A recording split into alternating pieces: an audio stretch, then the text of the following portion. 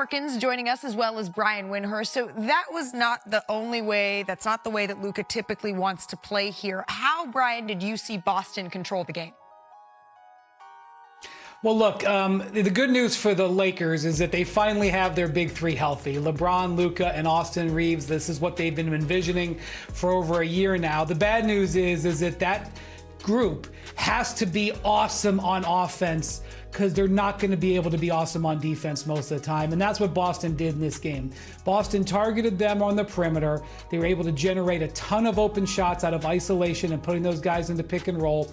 And the Lakers had a bad offensive game. It was one of the worst offensive games, frankly, they've had in several years. And that's the thing. They are not a complete team. They are going to be on certain nights awesome on offense. They have proven that they can be awesome in the clutch. But they are like a motor. They are like a sports car. Everything has got to be in tune for them to perform. And defensively, they were not in tune enough to make up for their bad offense in this game.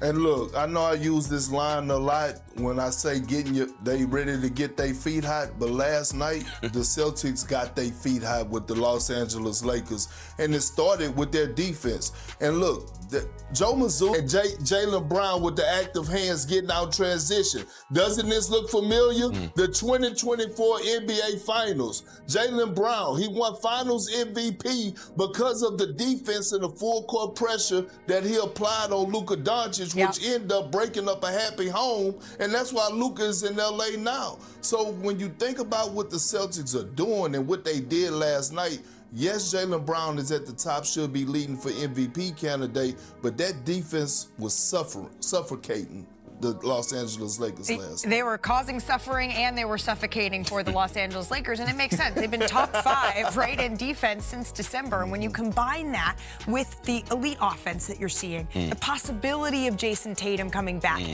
and the fact that you asked me, Mark, how often do we not see the Celtics play hard? It seems like every single night they are bringing it and playing incredibly tough for Joe Mazzulla. I talked to Joe Mazzulla on the 7th of November, and at that time the Celtics were 9-8. Yeah. No Tatum, obviously, no Porzingis, no Horford. Struggling. Seemed like no hope. And he's eating his grain bowl, not even tripping. He was like, look, this team is still talented. If we give the effort that we could give to win on a daily basis, Jaylen Brown is that star. And I kind of just looked at him like, yeah, okay. Yeah. And he's like, the competitive guys, like, what, we just have to have it easy? And since then, they've been 28-11. Joe Mazzulla's doing an amazing job. Jaylen Brown's doing a great job leading this team. Everybody knows their role. As you see, they play hard every night. And then Tatum's about to come back with Vucevic. It's a scary Celtics team right now. It is. And for the Lakers on their side of all of this, Brian, after the game, Luka Doncic said he still thinks that this big three has big potential, is what he said. But at this point in the season, why is it still big potential and not us seeing the fruits of what that potential can be? Well, they're just not equipped to maximize Luka Doncic. And this is not meant to be an insult. This was a shock maneuver that hit the Lakers a year ago. And over the offseason, they really sort of leaned into the summer of 2026. And when you have Luka Doncic, and to a lesser extent Austin Reeves, you've got to have supporting wing defense, and you've got to have a basket defender. And they just don't got it, I mean, they sometimes are able to do it. JJ Redick has been mixing in more zone. He's been playing sort of different lineups. But like, if you look at the way Mimi Keita plays for the Celtics, you look at the way DeAndre Ayton plays for the Lakers, it would be much better if the Lakers had Mimi Keita, because the way he defends, they just they need a transaction cycle to build around Luka, and to a lesser extent to build around Reeves. And that is what they intended to do. That is really what they're not going to publicly announce. They're not going to put this on a statue outside next to Pat Riley, is that this is a holding season. They're going to try to make the most of it. And if they get the right matchup in the playoffs and they get health on their side, they could make a run. But it's going to take things like that to happen, because straight up, they're going to have disadvantages against great teams like Boston. Well, it's too late, Wendy. The word is out around the NBA. They have scouts at the game right now, and it's not because they're scouting other players or trying to make trades. It's people are getting ready for the postseason. And so now all of a sudden the word is out that, hey, if you want to beat the Lakers, involve Luka and Austin Reeves and make them have to play defense, one-on-one defense. One, they feel like they can't. Two, it takes a lot of energy away from them, so they don't have that much energy offensively. So until they figure it out, the two guys that are leading the charge that they want to change their mindset and decide to slide those puppies, the Lakers are going to be heading home early this season because they don't have the personnel around them to support them where they lack it. Well, it feels like sort of the middle of the West, though, outside of those top 1, 2, maybe 3 spots are a little bit jumbled. Case in point, let's head north. That's where. Got it. Hey, it's your world. We just trying to get an appointment in it. But yeah, if I had to vote today, Jaylen Brown would get my vote. He's doing more with less. And I say that respectfully to Peyton Pritchard and Derek White and the others on his team. And when you think about where he got this squad at, being at the number 2 seed, when you think about him being the best two-way player in the game, because no other player in the NBA is doing what he's doing, meaning being the top 5 scorer in the league and a top 5 defender when it comes to opponent field goal percentage. And so when you think about Jaylen Brown and how he's taken that leap, how he's answered the call and shut a lot of haters up for us, can he be a franchise guy? Can he carry a team? And what he has done this season, absolutely he should be the front runner right now for his MVP, and he definitely would get my vote if I had to vote today. I am a voter. And Stephen A., I would like to talk to my aquatic iguana. I like the tie today, Steve. I adore the tie. It's dope. I love the polka dots, all that. My brother Stephen A. has covered the league for damn near 30 years. There was one season in particular, over 30. I wasn't even trying to age you, brother. I was just trying to keep it round. Good. I don't look it. That's all that matters. I wish I was 75. You understand what I'm saying? I don't mind being old as hell. I wish I was 75. It don't matter because I don't look it and I don't feel it. So I'm good. Black don't crack as long as you don't do crack. There you go, Stephen A. Here we go. There was a season. There was a season that Stephen A. covered personally where the MVP was not on the best team. The MVP was on a team that was the 1st seed in the Eastern Conference. And we didn't look at him like he was the absolute best player. That man was Allen Iverson. There was also a season, my first year as a voter, where this player was not the best player on the best team, but his team performed the best. That was Derrick Rose in 2011. That's the precedent for not Jaylen Brown, but for Cade Cunningham in Detroit. 26, 10 assists, 6 rebounds. Perk, I take umbrage a little bit with you because I think Cade is a comparable, if not better defender, almost averaging a block a game from the point guard spot, can defend up and down.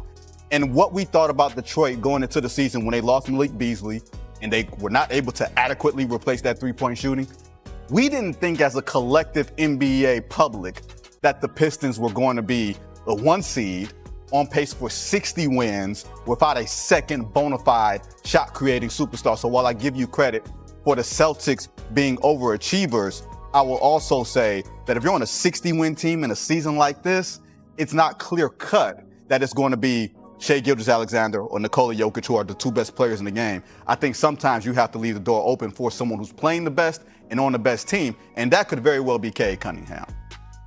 We also got to remember that Russell Westbrook won it the year that he won it averaging a triple-double, but they were like the 5th or the 6th seed. It was 16, and they won 47 games. It was 16, exactly. So we got to remember that too. I will tell you this, Perk, in all honesty, man, I've been back and forth, man. I have not been a model of consistency with this. I mean, Carmen might as well make me some waffles, you know what I'm saying? Because that's how much I've waffled back and forth about Cade Cunningham with Jaylen Brown. It's absolutely ridiculous. Week to week, I'm going back and forth, back and forth, back and forth. Because even though Jaylen's averaging nearly 30 a game, Cade is at over 25 a game, but he's doubling Jaylen Brown up in assists, and Detroit's the number 1 seed in the Eastern Conference. Not to mention Cade and Detroit have beaten Boston 3 of the 4 times they faced them this year. Yeah, Jaylen Brown has averaged 35 in those games, but Cade Cunningham is not like he was non-existent. He was averaging nearly 29 a game in those games as well. So I look at it from that standpoint, and I look at, the pieces that he has in place and what he's leading. There's no number 2 option on Detroit. However, The same can obviously be said about the Boston Celtics this year with Jaylen Brown, because Derek White and Peyton Pritchard and those brothers are not exactly number 2 options. So it vacillates back and forth. I think numbers-wise, Jokic definitely has an edge over everybody because the man is a walking triple-double. But I think the top 2 candidates for league MVP honors this year is Cade Cunningham and Jaylen Brown. And week to week, it keeps changing because it's that close. I think this is going to go down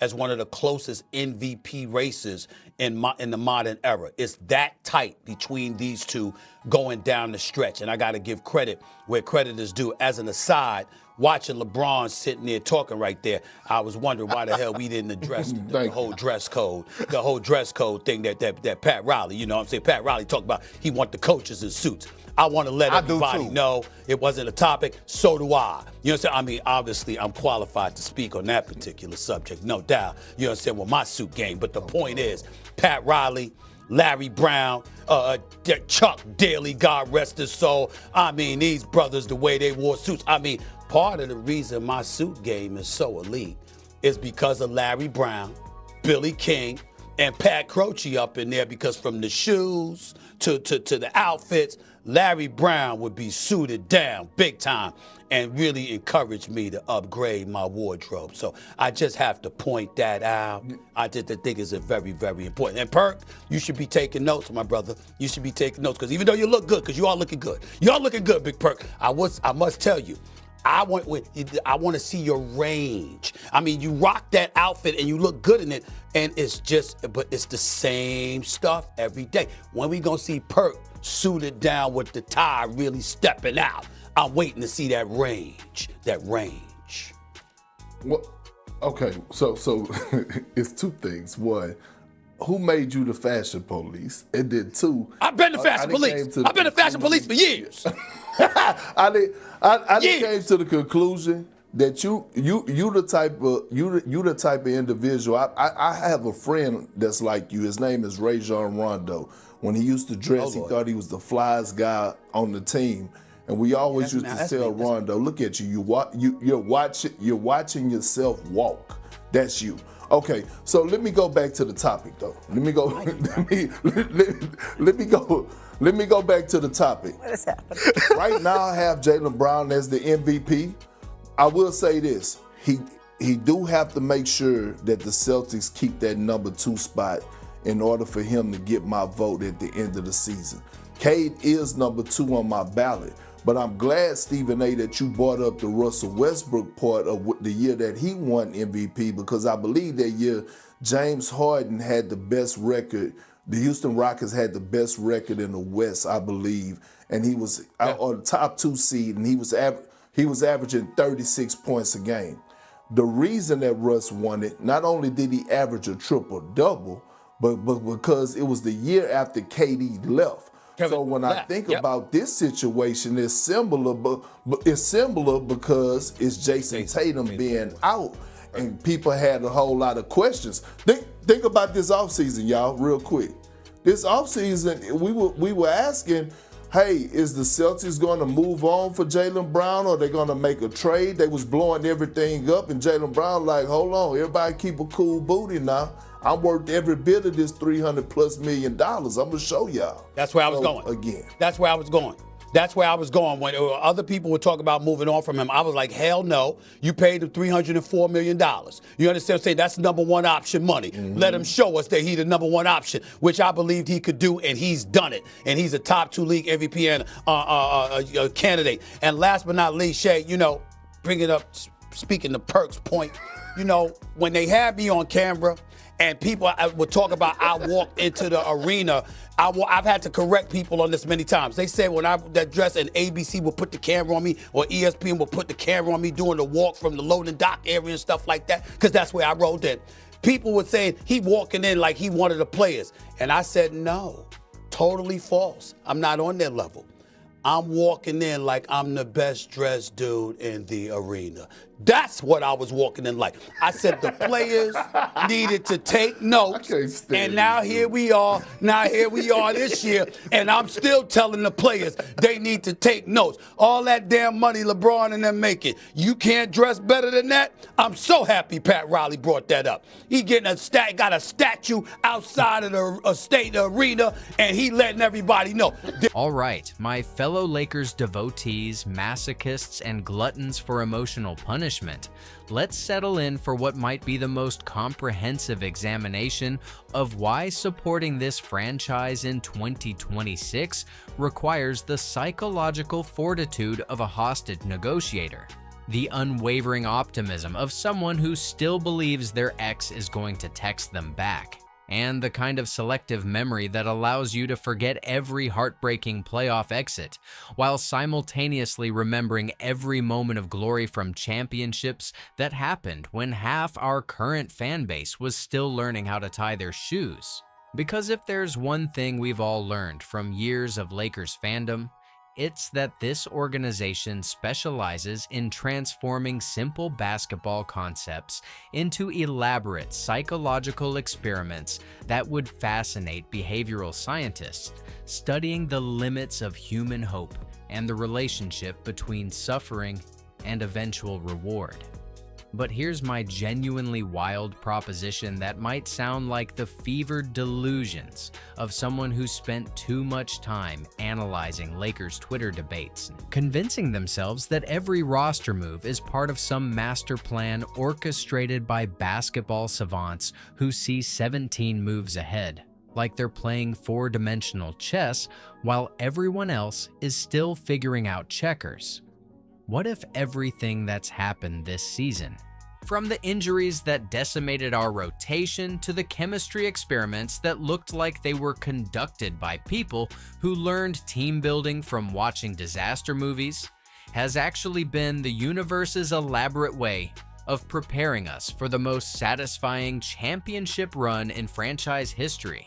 Because doesn't every legendary story require protagonists to endure enough adversity to make their eventual triumph feel earned rather than inevitable? I mean, when you really think about it objectively and without the emotional baggage that comes from watching this team find creative ways to lose games they should win, while occasionally beating teams they have no business competing with. When was the last time a championship felt truly special without the winning team having to overcome significant skepticism, internal struggles, and moments where even their most devoted supporters questioned whether continuing to invest emotional energy in this particular form of organized chaos was a wise allocation of their mental resources and cardiovascular health? If you're reading this and nodding along thinking, finally, someone who understands that being a Lakers fan in 2026 requires the emotional resilience of a crisis counselor, combined with the unwavering faith of someone who still believes the lottery numbers they've been playing for 15 years are definitely going to hit eventually, then absolutely obliterate that like button with the fury of someone who's watched this team blow fourth quarter leads and proceed to demolish your weekend mood, because we're about to embark on the most detailed exploration of why everything that's happened might actually be setting us up for something absolutely incredible that most people can't see, because they're too focused on daily frustrations to recognize the championship foundation that's being constructed through all this apparent madness.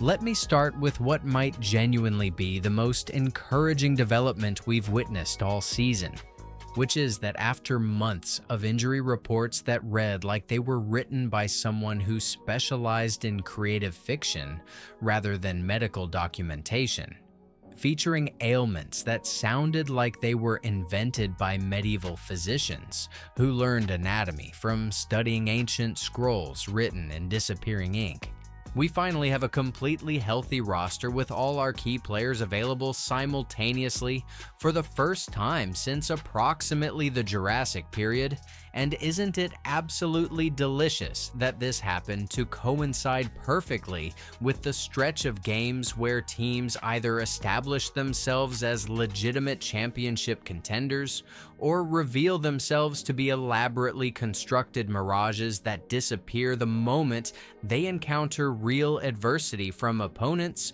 who actually understand what playoff basketball feels like? The timing feels almost too cinematically perfect to be mere coincidence, doesn't it? Like maybe all those months of watching Luka hobble around on one functional hamstring while Austin Reeves was operating on a minute's restriction that made every appearance feel like watching a master chef being forced to prepare a 7-course meal using only a microwave and ingredients from a gas station convenience store. And LeBron dealing with various knee and back issues that served as constant reminders that even the most genetically gifted athletes cannot indefinitely postpone the basic laws of human biology and physics. We're actually forcing our players to develop the kind of patience, body awareness, and deep appreciation for health that championship teams need when the playoffs arrive. And every possession requires maximum effort from players who've learned to manage their energy and peak at exactly the right moments, rather than burning out during meaningless regular season games in January. Here's my genuinely optimistic question that might sound crazy, but bear with me. If we're currently sitting in 5th place in the Western Conference, despite playing most of the season with our 3 best players taking turns visiting the trainer's room like it was the most popular nightclub in downtown Los Angeles, what exactly happens when they're all healthy, building chemistry, and developing the kind of instinctive understanding that allows great individual players to become transcendent teammates during the most important games of the season, when everything they've learned through adversity gets channeled into playoff performances that nobody saw coming? Because that performance against the Clippers was absolutely magnificent to witness, wasn't it? 52% from the field, 55% from three-point range. Ball movement that looked like they'd been practicing together for years rather than just figuring each other out in real time. Luka dropping 38 points and 11 assists like he was playing against a team of traffic cones rather than one of the better defensive units in the league. Austin Reeves hitting shots from locations on the basketball court that seemed to violate several fundamental laws of physics while making it look effortless. And even LeBron moving around like someone who suddenly remembered that basketball is supposed to be enjoyable rather than an elaborate form of physical therapy performed in front of 20,000 people and a national television audience. The offensive flow and chemistry we witnessed during that game represented something we hadn't really seen all season, because this trio had never been healthy and confident simultaneously. And I believe what we got was just a preview of what's possible when everyone's operating at full capacity and understanding their roles within a system that maximizes individual strengths while creating opportunities for collective brilliance that could overwhelm even elite defensive schemes. But here's what made that victory even more encouraging from a tactical perspective. JJ Redick finally made the lineup change that every Lakers fan with functioning eyeballs and basic pattern recognition skills had been screaming about since approximately the second game of the season. Inserting Marcus Smart into the starting 5 and immediately watching the team explode for 41 points in the first quarter like they'd discovered some secret basketball cheat code that had been hidden in plain sight this entire time, just waiting for someone to have the courage to implement it when the stakes were high enough to justify taking calculated risks with rotations and chemistry.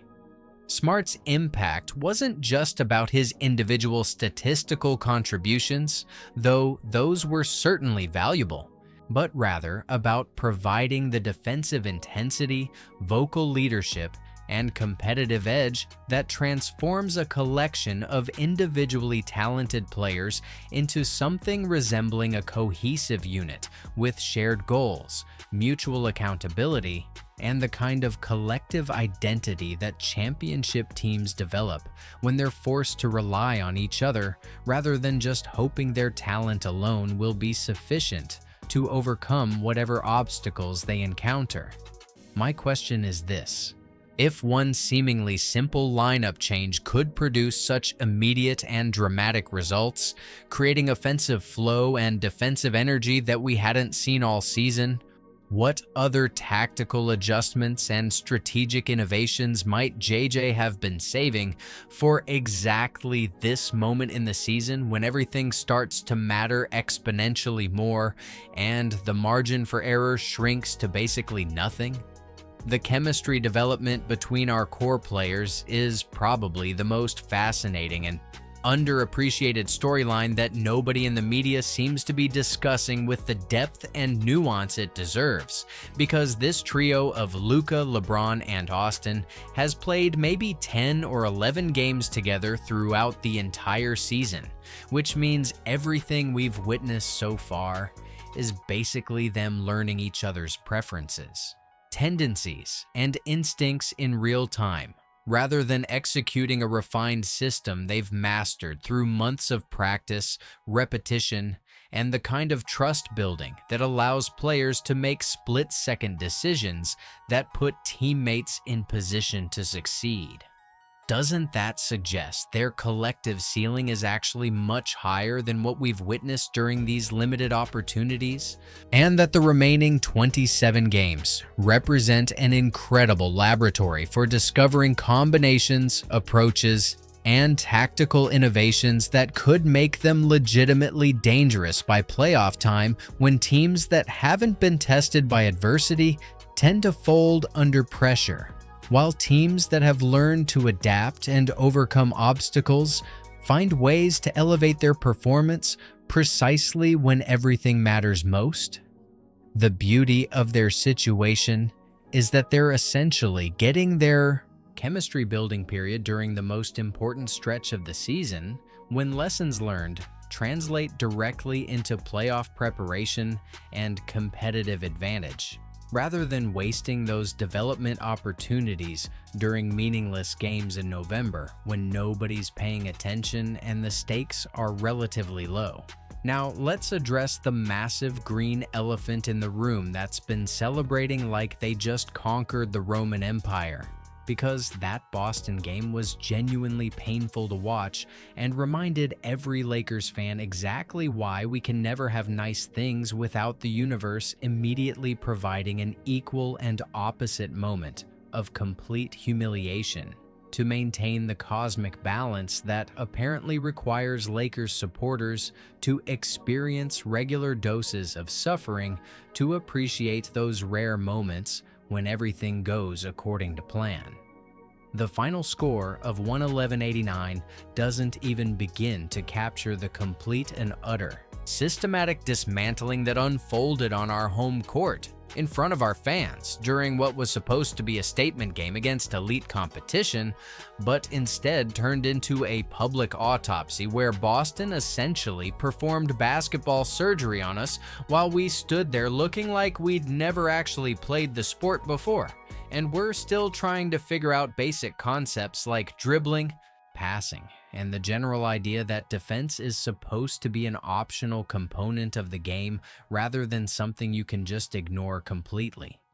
But here's my contrarian take that might sound like the desperate rationalization of someone who's been hurt too many times, but refuses to give up hope. What if getting absolutely humiliated by an elite team at this specific point in the season was exactly what this Lakers squad needed to understand the genuine difference between beating good teams during regular season games and competing with championship caliber organizations that bring playoff level intensity, physicality, and mental focus to every possession regardless of what month it happens to be? Sometimes the most valuable and lasting lessons come from the most embarrassing and painful experiences, and couldn't this particular loss serve as the kind of reality check that forces everyone in the organization, from players to coaches to management, to confront the substantial gap between their current competitive level and what's actually required to succeed against teams that have already established championship credentials through years of sustained excellence and proven ability to perform under pressure? I'm thinking about this like a vaccination, where exposure to a controlled version of playoff-level physicality and intensity might actually prepare them to handle the real thing when games truly matter and the margin for error completely disappears. Because teams that get tested early often respond better to adversity than teams that cruise through the regular season without ever having to dig deep or discover what they're really made of when everything's on the line. The defensive lapses and general lack of competitive fire we witnessed against Boston revealed some uncomfortable truths about this team's current mental approach and preparation standards. But those are exactly the kinds of issues that can be addressed and corrected when you have 27 games and a coaching staff that understands the difference between talent and championship mentality. The timing of Pat Riley's statue ceremony immediately before that particular performance created some absolutely delicious irony that would have been funny if it wasn't so painfully symbolic of the gap between Lakers past and present, because there's nothing quite like honoring the architect of Showtime basketball, a man who coached teams known for their relentless competitiveness and refusal to be intimidated by anyone or anything.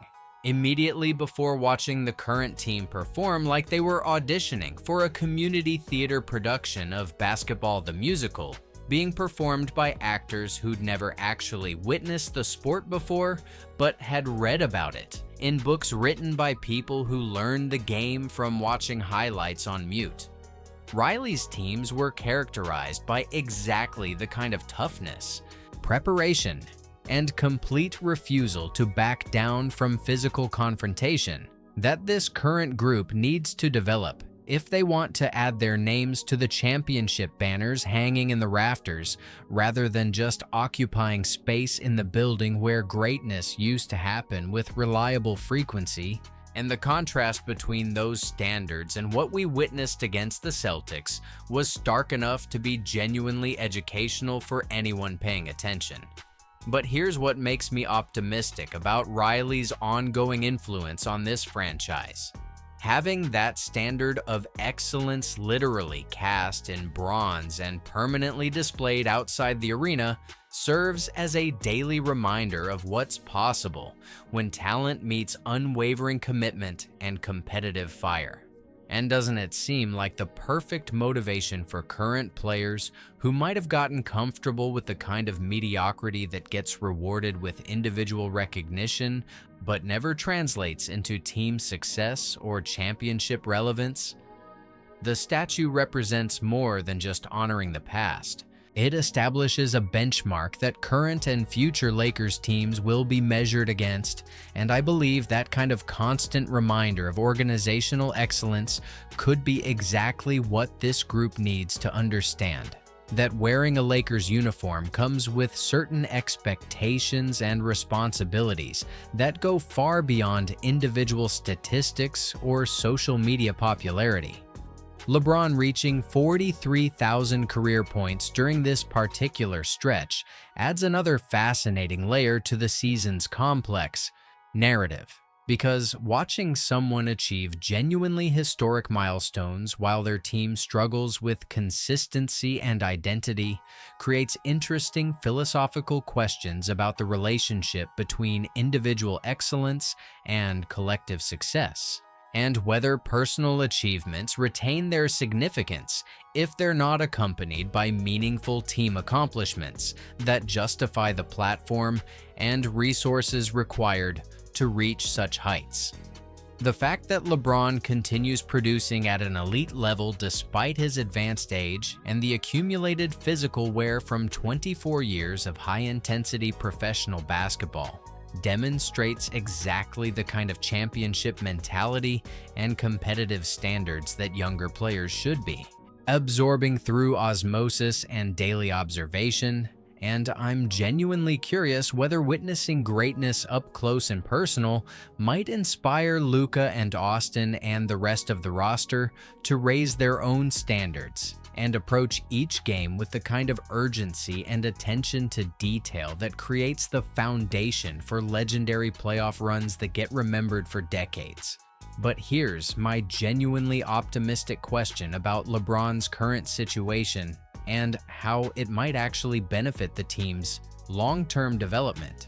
What if his age and physical limitations, rather than being obstacles to overcome, actually work in the Lakers' favor by forcing everyone else to step up and take more responsibility for the team's success, creating the kind of distributed leadership and shared accountability that championship teams require when their primary stars are dealing with foul trouble, off nights, or the inevitable challenges that arise during long playoff series?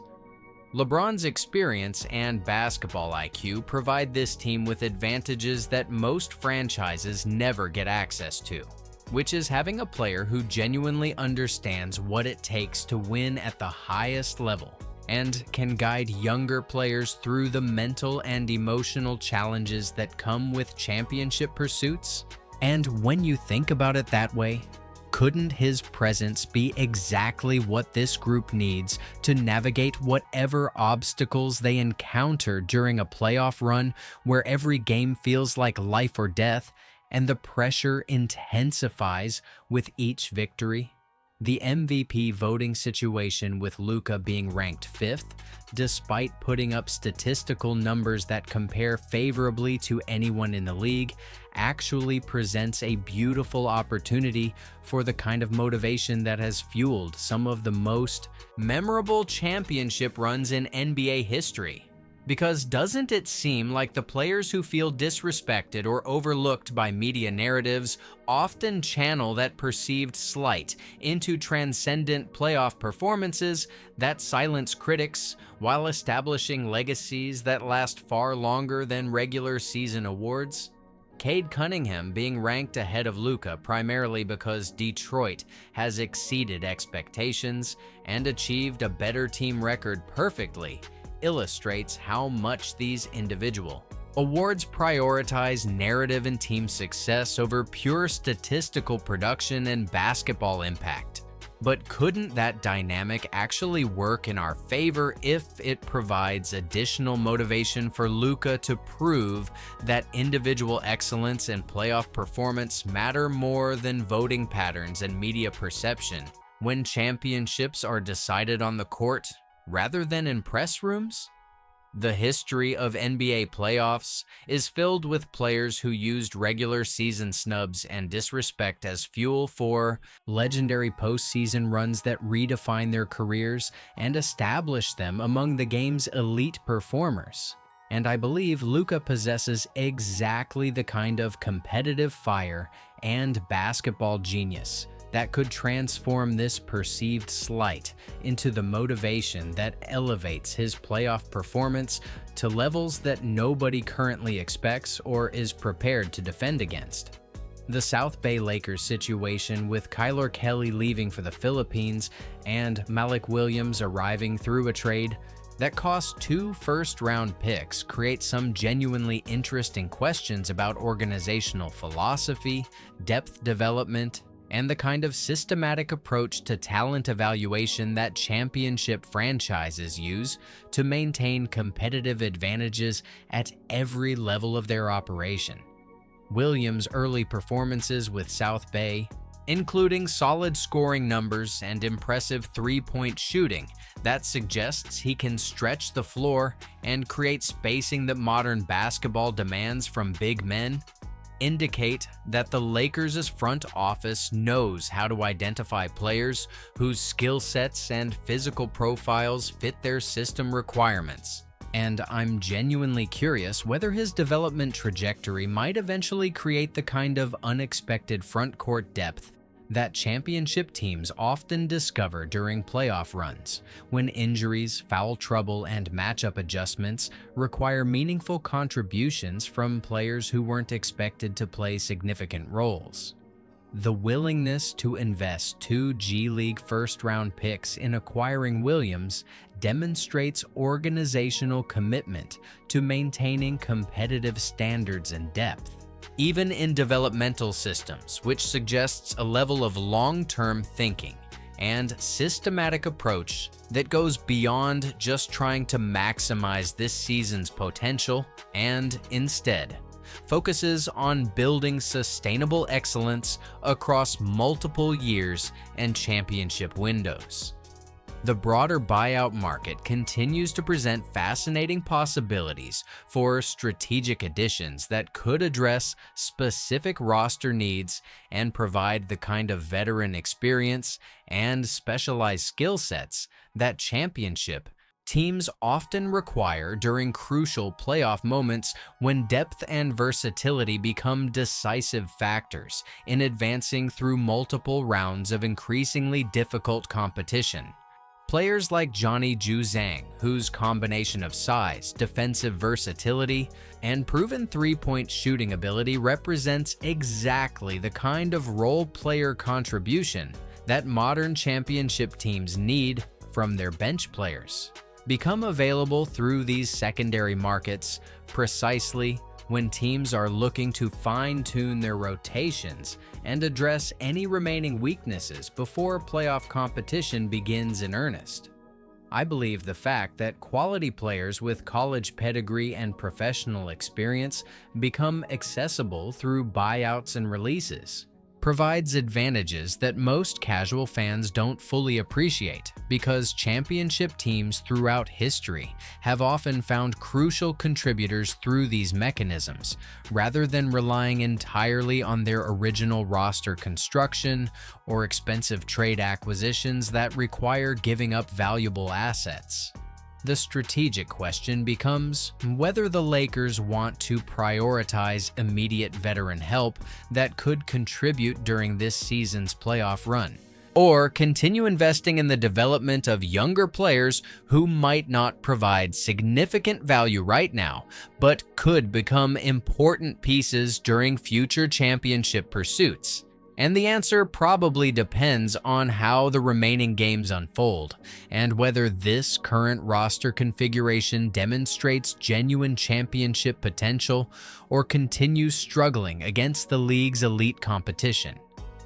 Mark Walters' decision to implement ticket price increases immediately upon assuming ownership creates some absolutely delicious irony about asking Lakers fans to pay premium prices for what has often felt like a premium dysfunction experience, complete with injuries, chemistry experiments, and the kind of organizational chaos that would make corporate consultants rich if they were hired to diagnose and fix whatever systems failures have characterized this franchise's recent operations. But here's my optimistic interpretation that might sound like rationalization, but actually makes sense when you consider Walters' track record with other sports properties. Doesn't this suggest that the new ownership group is implementing the same systematic approach to organizational excellence that transformed the Dodgers from an underperforming franchise into a model organization that consistently competes for championships while maintaining financial sustainability and operational efficiency? While nobody enjoys spending more money, especially Lakers fans who've already invested significant emotional and financial resources in supporting this franchise through years of disappointment and false hope, the reality is that championship organizations typically charge championship prices because they provide championship experiences, both in terms of on-court performance and overall organizational standards that extend to every aspect of the fan experience.